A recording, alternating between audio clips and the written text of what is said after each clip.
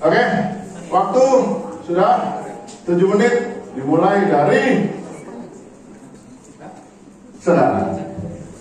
Assalamualaikum warahmatullahi wabarakatuh. Waalaikumsalam warahmatullahi wabarakatuh. Ini para panitia dan teman-teman semua yang sudah memberikan kami kesempatan untuk mempresentasikan hasil produk yang kami diskusikan. Boleh saya provide? Ya, ini adalah proyek yang sudah kami diskusikan dari kelompok SSN Group. Penggunaan teknologi tepat guna dalam daur ulang plastik yang kami sebut produk-produk Pressboard. Untuk latar profil dulu. Profil dari kelompok SSKI sendiri merupakan startup yang bergerak di bidang lingkungan menggunakan teknologi yang berbasis IoT. Terus ini memiliki produk bernama Pressboard yang berfungsi untuk mengolah sampah plastik agar dapat dimanfaatkan kembali atau daur ulang plastik. Daur ulang plastik. Kemudian lanjut ke ini struktur organisasi kami.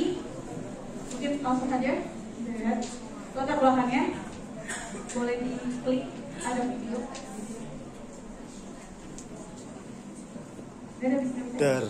Sebenarnya di program kami ada video yang menampilkan lautan sampah yang sangat banyak di Indonesia.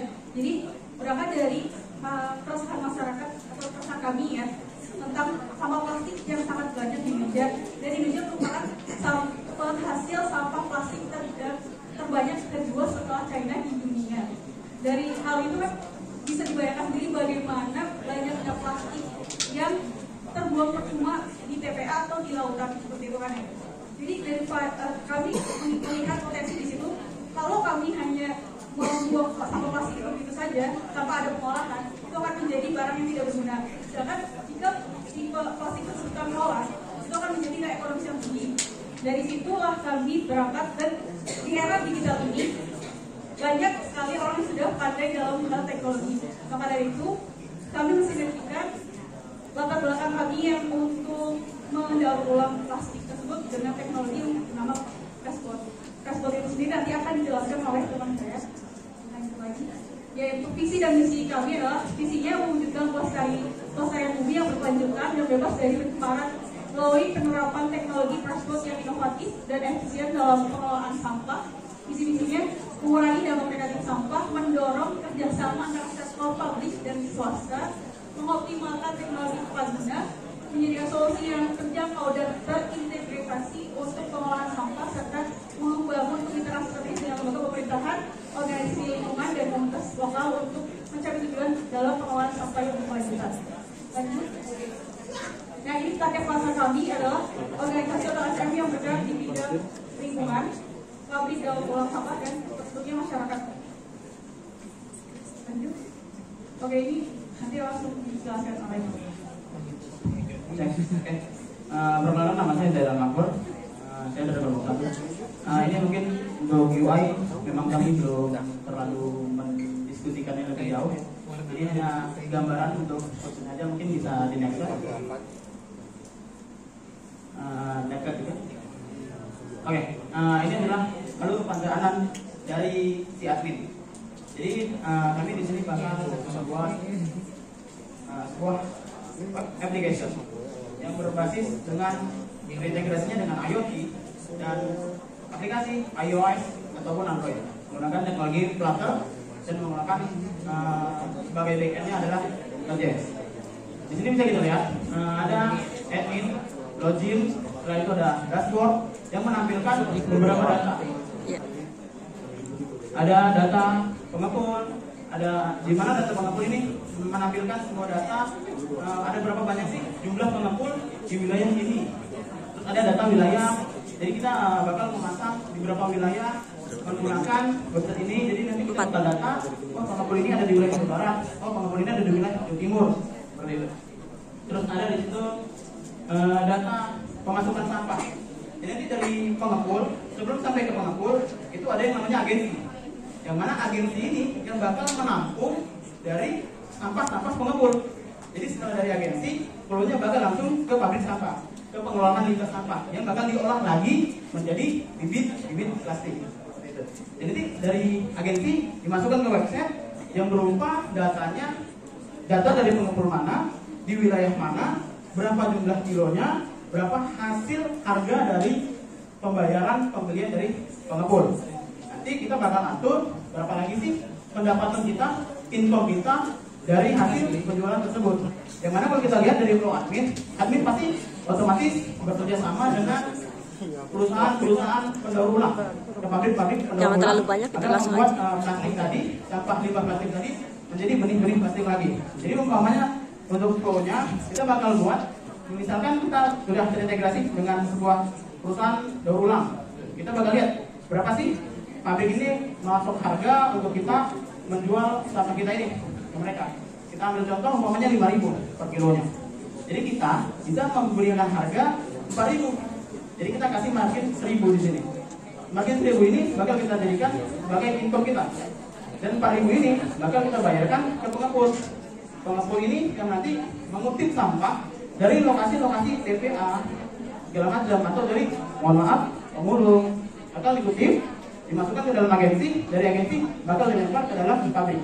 Jadi siklusnya bakal berulang seperti itu. Oke, mungkin bisa next. Di sini ada agensi. Nah, agensi bakal menampung data-data pengepul. Jadi setiap pengepul bakal mengirimkan, yang sudah saya bilang tadi, bakal mengirimkan sampah plastik, berapa jumlah kilonya, berapa harganya, di wilayah mana, bakal dimasukkan ke dalam website ataupun aplikasi. Kalau itu karena semuanya bakal terintegrasi di dalam satu web app. Oke, mungkin bisa next. Next. Oke, next lewat satu ya. Saya bakal jelasin yang kelewat tadi, mungkin belum termasuk ke dalam DPD. Jadi, tadi kan ada pengepul, ada agensi. Nah, jadi pengepul ini bakal memasukkan lagi nih.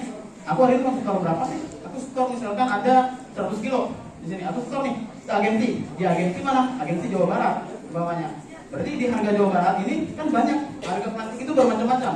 Harga sampah limbah ini pasti bermacam-macam. Kemudian dia masukin sampah plastik A, jenis A gitu. Yang harganya sudah kita setting di admin 4.000 per kilonya. Jadi Oke, waktu habis sayang sekali.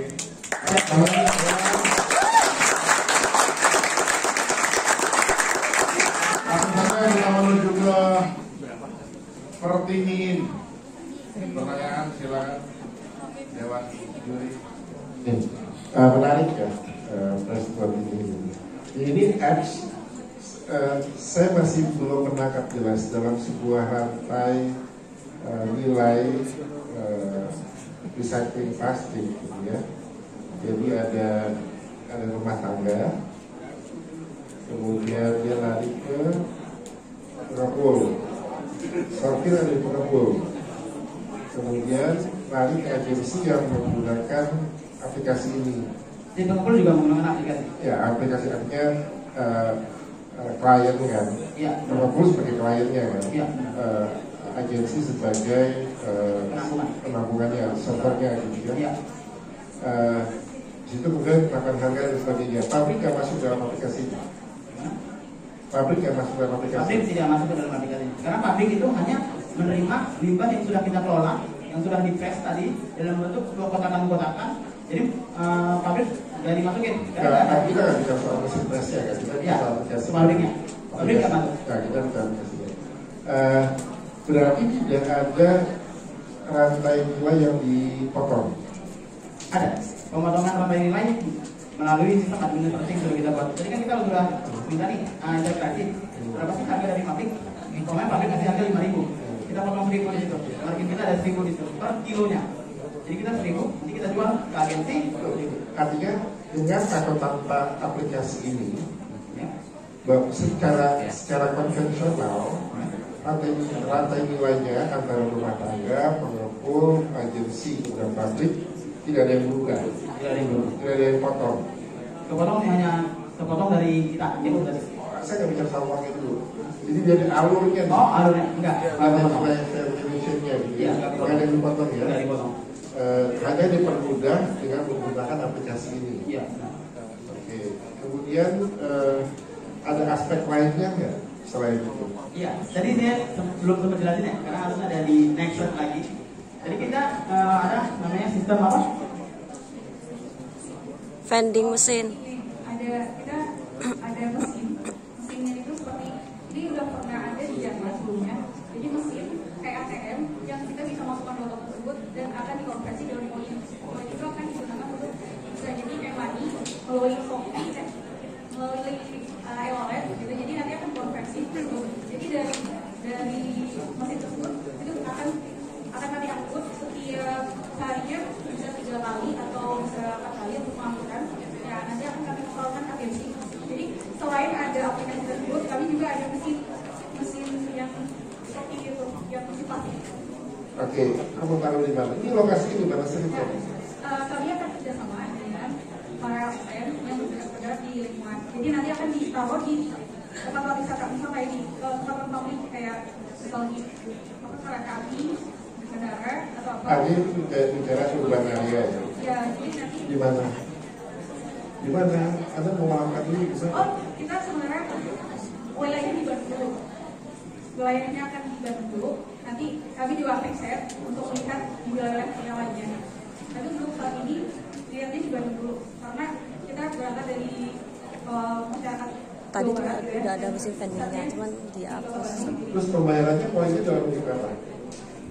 Oke, saya. Sama kalian dihapus, katanya nggak perlu. Jadi itu sebenarnya kalau yang kayak Padahal gitu, buat visualisasi aja nggak apa-apa. Tapi dia bilang nggak perlu, ya udah. nanti setiap botol itu bakal gitu. Berapa sih harga per botol? Kita bakal set di dalam sistem tadi. Kenapa dia tadi berbasis IoT, Internet of Things. Yang mana dari sini nanti dia bakal sensor. Ini botol layak dan untuk masuk ke sistem kita. Dicek, dimasukin, layak, masuk ke dalam sistem, masuk ke dalam storage, maka dia bakal gitu. Berapa sih harga per botol? Umpama kita membangun ada 100 perak harganya per botol. Dimasukin. Oke. Nah, sekarang kalau dari PP-nya, dari apa yang mau Anda lakukan, yang mana dulu nih? Mesin ATM plastik itu atau bicara aplikasi ini?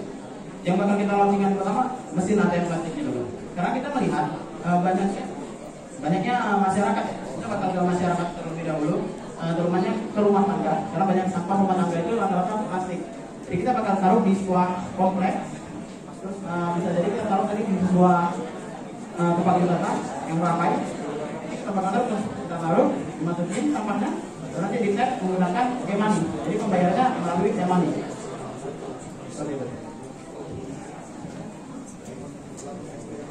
Boleh lihat rencana keuangan ini?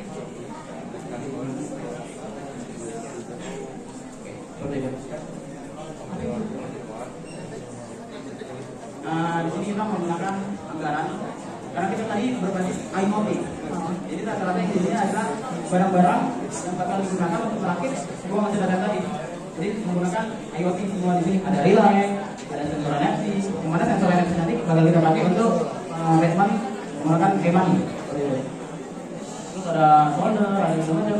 Dan kita juga menggunakan VPS, Virtual Private Server, untuk menampung aplikasi kita. Jadi bakal ditampung di sebuah server yang menggunakan virtual. Jadi kita nggak khawatir bahwasanya ketika di data center ini mati listrik, ada menurutnya. Jadi kita tidak khawatir bahwasanya website kita nanti bakal down atau segala macam. Seperti itu. Transfer ke e-money-nya ada nggak kartu? Ada. Menggunakan sensor NFC. Jadi ketika dia masuk nih, dapat nominalnya, dicek aja ke e-money-nya, maka uangnya langsung masuk ke dalam e-money. Karena payment pembayaran sekarang rata-rata sudah banyak menggunakan e-money. Belanja di Indomaret pakai e-money, masuk tol pakai e-money, isinya bisa pakai e-money, segala macam. Oke, ini anggaran untuk mesinnya ya? Iya, benar. Hanya ini yang dibuat? Harusnya enggak. Untuk sementara kita pakai ini dulu. Karena di tim kami banyak developer. Yang harusnya di sini kami bisa masukin back-end developer, front-end developer, iOS developer, Android developer. Tapi karena kami ini banyak developer, mungkin kami bisa memperdayakan sumber daya kita dulu. Seumpamanya sumber daya kita udah kelelahan untuk membuat aplikasi ini. Karena kalau saya lihat ke depannya, prospek untuk ke depannya, aplikasi ini sangat besar. Jadi kita menggunakan diri kita dulu untuk menjadi para pembuatnya dulu. Jadi setelah jadi kita bakal kembangkan dia menjadi lebih besar lagi. Oke, ada biar operasional ini bisa biar operasional berapa sih dari kalian? Kalian dapat uang masuk dari mana?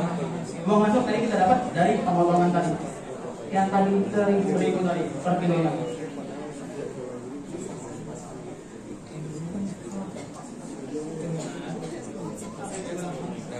maksimal. Ya, storage penyimpanannya. Storage penyimpanannya kita bisa gali di badan bawah tanah untuk mengurangi space. Jadi kita bisa gali ke bawah tanah itu 5 kali 5. Jadi nanti kita di sini konsepnya mengurangi pengangguran di Indonesia. Karena banyaknya pengangguran. Jadi dari aplikasi kita ini 5 meter ke bawah. Seperti itu. Iya ya, ini berarti cost ini kan hanya cost di mesinnya aja nanti awal ya. Iya. Kalian nanti pada saat beroperasional ada biaya angkutnya segala, ada biaya manpower yang kalian untuk memaintain sistemnya ini. Ya kan? Nanti udah lagi oke ini data awalnya ya, belum masuk ke si dashboardnya. Iya. Dashboardnya itu adalah yang sebelumnya semuanya. Benar. Setelah kita mendevelop, kita bakal lihat prospek kita ke depannya seperti apa. Baru kita bisa rancangkan Tidak lagi. ada biaya operasional nongol di sini ya untuk pemeliharaan mesin sama angkut. Ya, benar. Karena kita masih tahapan awal seperti itu. Iya, berarti ini bukan real ya yang segini. Ya. Satu aja sih Ya, gimana Pak? yang saya raguin Apa itu? soal perilaku. Anda mengambil contoh Jerman, mengambil contoh Belanda, kemudian kan orangnya Indonesia gitu. Kamu tahu bedanya sampah plastik di Jerman sama plastik di Indonesia? Ya. Yang jelas di sana orang itu gimana ya? Kalau kita melihat perilaku human sebagai humannya, kita kan melihat kesadaran kita dulu. Kalau mereka tidak salah, kenapa nggak kemudian Anda masukkan sebagai bagian dari strategi kegiatan persoalan awareness itu? Ya Pak, jadi kenapa kita bikin itu biar ada real nyatanya. Jadi masuk kan zaman sekarang orang kalau hanya buang sampah ya bisa di tempat sampah dan sebagainya. Kita ngajak publik biar ada feedbacknya untuk Kamu tahu nggak kalau di Belanda atau di Amerika, Jerman dan negara lagi dia, nggak ada tuh sampah plastik bekas sisa makanan ya, pasti botolan gitu. Karena kebanyakan nggak di Indonesia, nanti bisa menemukan plastik bekas sisa warteg dan sebagainya gitu. yang masuk ke dalam mesin kami. Iya. Ya, makanya kami di situ ada sensor yang bisa mendeteksi si botol itu layak masuk atau tidak. Keluar. Ya.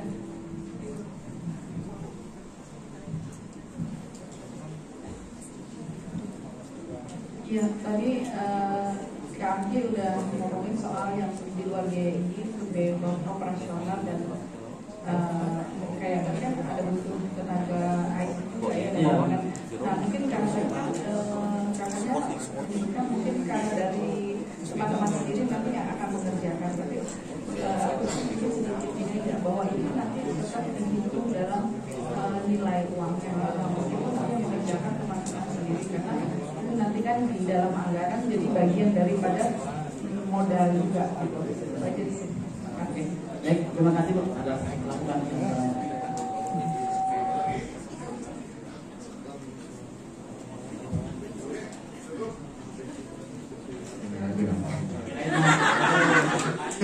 mau ini apa closing speech atau closing speech.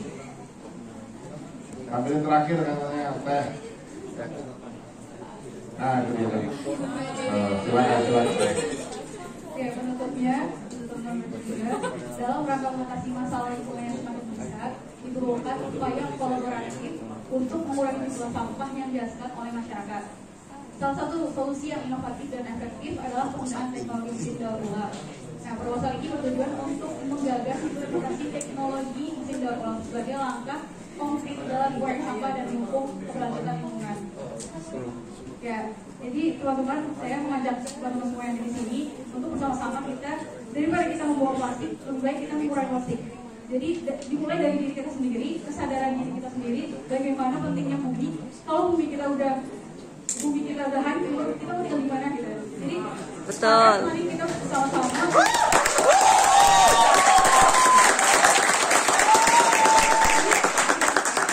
Sama-sama bumi, maka kita juga hidup. Terima kasih.